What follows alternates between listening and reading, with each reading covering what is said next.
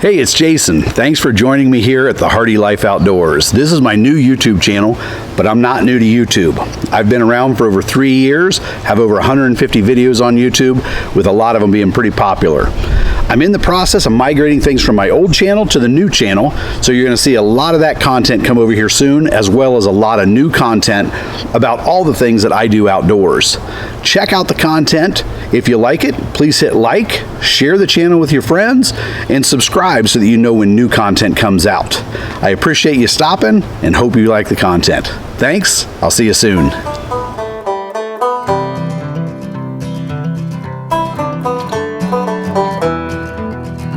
What I want to do today, though, is talk about, try to answer some questions about glyphosate and the use of it. To start off, I'm not a licensed applicator. I'm not, I don't have any kind of certifications or any kind of background in using herbicides, other than the fact that I've read the label, I've been in the forums, I've talked to a lot of people, and I've used it a number of times, and I think I'm following the instructions and doing it correctly for the most part. So what I wanted to do was take some time today to answer some of the most frequently asked questions that I see people throw out there. That one of the things I see is people ask questions, and it makes me crazy when I hear the response, read the label, as opposed to helping the person out. I believe most people are asking questions for clarification, and that we should help out as much as we can from the experience that we have. So what I'm going to do today is talk about some of the things I see people ask frequently, and try to provide some clarification about how to use glyphosate in your efforts. Okay, I'm going to start off just by running through the topics that I plan to cover. I want to talk about where we buy glyphosate, personal protective equipment, temperature things to keep in mind, wind, how much do I use, the question of do I mow, if I do mow, do I mow before or after, everything about mowing, how do I mix it, do I use a surfactant, how quickly does it work, how soon can I plant, what if it rains, and finally talk about how to clean the tank when you're done. Okay, first up I'm going to talk about what we use. We actually purchased the FarmWorks 41% glyphosate from Tractor Supply. The price on it, we got this on sale for about $35 for, what is it? It's a 2-gallon jug, and actually I think it's 2.5 gallons, but we paid about $35 for it on sale. I've seen it as much as $50, but if you watch, you can get it on sale. One of the things, every one of these bottles comes with a book on the front that has everything in there that you need to know about using this chemical. So I'm going to try, as I answer the questions and go forward with questions, I'm going to try to provide some pictures of where I grabbed it from the book, so that you know what information is there and where to find it. So FarmWorks, Tractor Supply, that's what we use. The first thing I want to kick off and talk about is personal protective equipment. So when you're using it, when you look inside the book, it recommends long sleeves, long pants, and boots or shoes that are closed, socks and shoes. I also use some gloves. So these are kind of a heavy duty glove. I'm not touching much, but as I'm pouring into my sprayer, I want to make sure I don't get it on me. So I wear some gloves, and I always wear some eye protection. I have seen it splash when you pour from one container to the next. Good to have that eye protection. So those are the things that we use consistently. The label also recommends making sure you wash your hands after using, before eating, before smoking, before using any tobacco, anything where you might put your hands near your mouth. So take a look, make sure you're following the personal protective equipment recommendations that they make. Okay, next up, I want to talk about at what temperature to apply. I looked through the book. I did not see specifics in this book as to temperatures, so I did a quick Google to see what I came up with, and what I found was a pretty consistent range of 53 to 77 degrees for use of this. I like to apply the herbicide late morning, like between 11 and 2. From a temperature standpoint, I want to give the grass, I want to give it time to dry up in the morning so there's no dew on it. And I want to apply in the middle of the day when I'm in that window 53 to 77 degrees, so I've got the rest of the day for that plant to be absorbing sun and absorbing the chemical. So midday, 53 to 77. One of the things that they do say is try not to apply it when the plant is under stress. If it's incredibly hot, if there's a lot of drought, that plant is shutting down and conserving energy. It's not actively growing, it's not actively working. So when you apply the herbicide, not to say it won't work, but it won't be as effective when that plant is under stress. So 53 to 77, that's the guideline I use for application in mid-morning or late morning. When you're applying, you also want to think about wind conditions. You don't want to, basically when you're spraying, you're creating small droplets in the air that are going to go onto the plant. What you don't want to do is have high winds that's going to blow that chemical around. It creates a dangerous situation both for you and for the plants that you're not targeting. So you don't want to be driving around in a field and you've got a lot of spray in the air that you're inhaling and you're getting on your skin. So if it's windy, you may want to think about another day. The other thing is, if I'm spraying an area that's close to things I don't want to kill, I don't want that overspray to go on them. If I can find it, I've got some pictures where I sprayed in my apple trees, and before spraying, I wrapped all of my apple trees in sheets so that I wouldn't get any overspray onto them. So make sure you're not applying it on a windy day. So maybe one of the most controversial questions that people ask is, how much concentrate of glyphosate do I add per gallon of water in my sprayer? And the reason this is controversial is it's really not about the ratio at which you mix so much as how much you're putting down, how much water you're putting down per acre. And that's going to require that you understand how much your sprayer puts out per acre. I've used my sprayer for years, and I know that it's going to put down 12 to 15 gallons per acre at the rate that I drive. So I know how much to put into my sprayer. But there's other things, and if you look in this book, starting on page 56, there are tables that talk about the rate. And the rate is going to vary based on how tall the weeds are and the type of weeds that you're planting, or that, not that you're planting, that you're trying to kill. So when you look in there, you're going to go down through and find, what am I trying to kill and how tall is it? And based on that, you'll get your rate per acre that you want to put down. So take a look at it. One of the things that I've done is you basically look and recognize that I'm not just trying to kill one weed. I've got multiple weeds that I want to kill. I want to kill everything.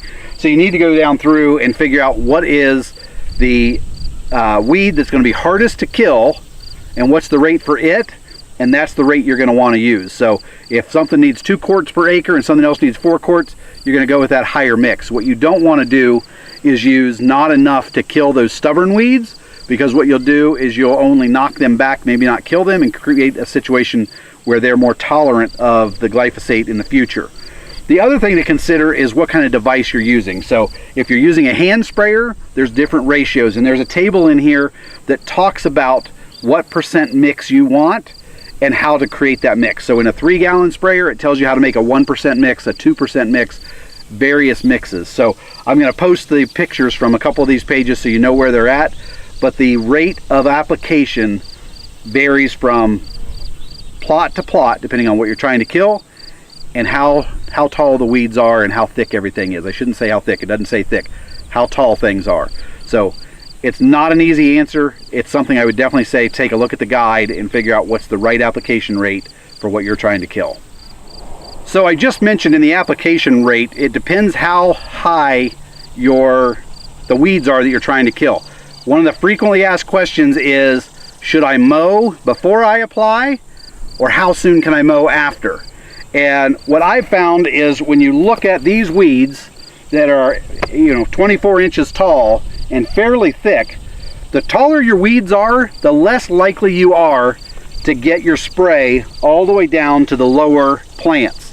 So I don't like to spray into a field that is this tall. What I want to do, I want to spray into something that's more like this. If you can see what's at my feet, it's 8 to 10 inches tall. So what I like to do is mow it, give it time to recover. You can't mow and spray at the same time. When you mow, the plant goes into distress. It's not going to absorb the glyphosate. So what I do is I mow it one weekend, I come back the following weekend and I spray it.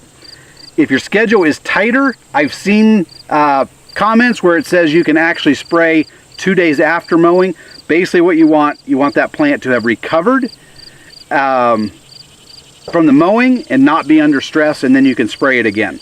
So the question of how soon after spraying can I mow, I've also seen them say 2 days. So I like to give it more time. I want to make sure that everything has been absorbed into that plant and down into the root system. So again, I can spray one weekend and mow the next, but I did find some examples out on the internet that said, 2 days after spraying, you're safe to mow. So basically, if you use that rule, 2 days before you spray or 2 days after you spray, that seems like it's a pretty good window for when you want to mow. But my recommendation, don't try to spray it when it's high. Mow it down to a reasonable level, give it time to recover, and then spray it. So I talked about mix rates, but I didn't mention how to mix it. And there is an approach that works better than others. If you pour your chemical into a big tank, I've got a 40-gallon Fimco sprayer, and I've got a video that talks about how we use that if you want to watch it. So I just posted the link for that. If I've got a 40-gallon sprayer and I put in my glyphosate and then I start adding water, that tank is going to foam up and I'm going to have chemical coming out the top before it's full of water. So the best approach that I've found is I actually fill my tank all the way to the level I want, and then I add the glyphosate. I have a drive that is about a half mile back through the woods to the areas that I'm going to spray, and it is going to agitate and shake that tank and mix it in really well.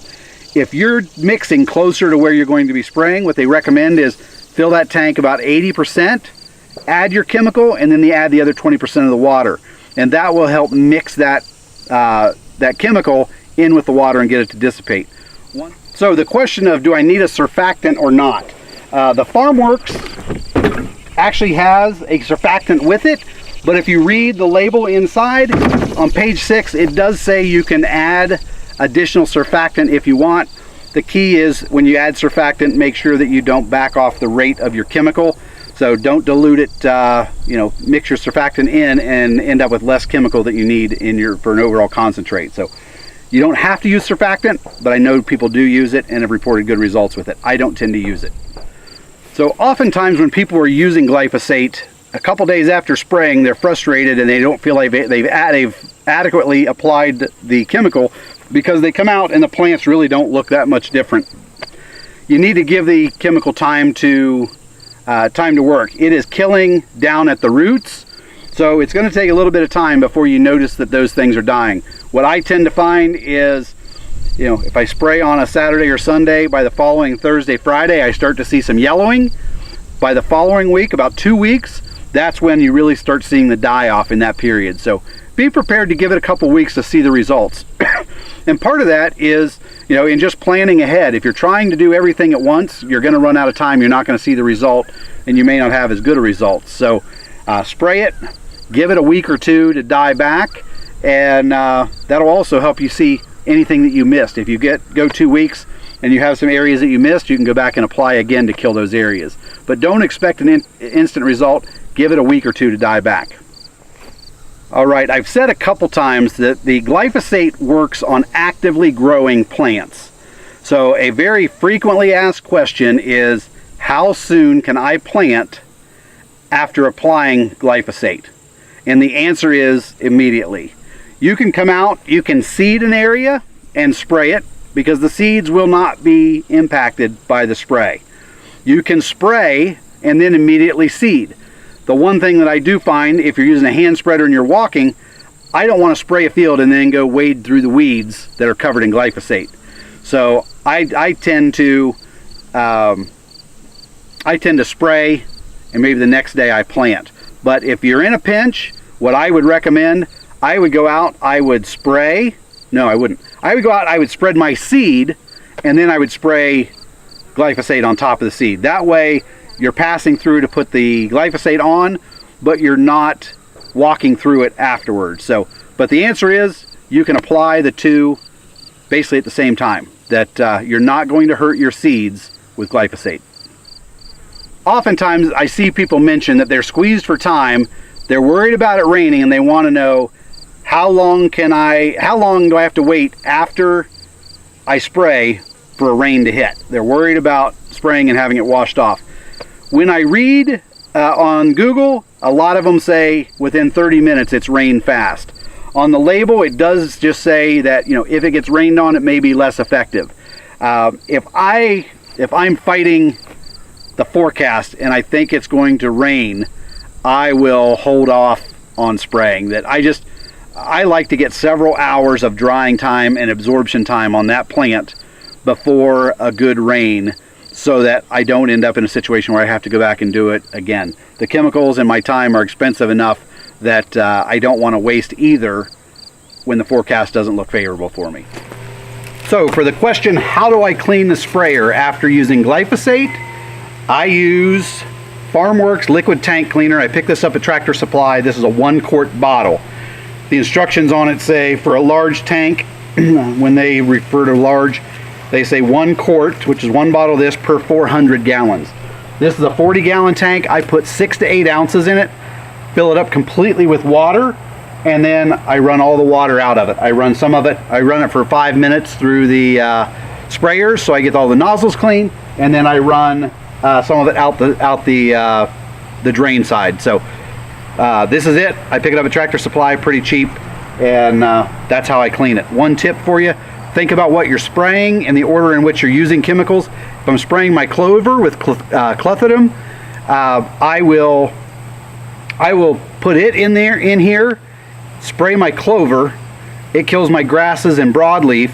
And then when I come back and I want to do glyphosate, I don't necessarily have to clean out the tank before using it, because glyphosate is going to kill everything. So I'll fill it up with water with glyphosate, and that will be enough to dilute whatever clethodim is in there. But think about the order in which you put your chemicals in, and that might save you a step of cleaning. So, okay, I hope that that was helpful to you. Again, I'm not an expert. If you see something that I am not doing correctly or that you think I could have done better, please leave me a comment. Always looking to learn. You know, I mentioned I'm not out here spraying today, so I'm not wearing all my PPE. This is a new bottle here, so just you know, I think we're doing a pretty good job. I've done a pretty good job reading the details, and I think I'm applying it, and I've had good success with it. So I hope that you're successful. Leave us a comment. If this was valuable to you, hit subscribe, follow our channel, like it, and share with your friends. So thanks, and I hope you have a great day.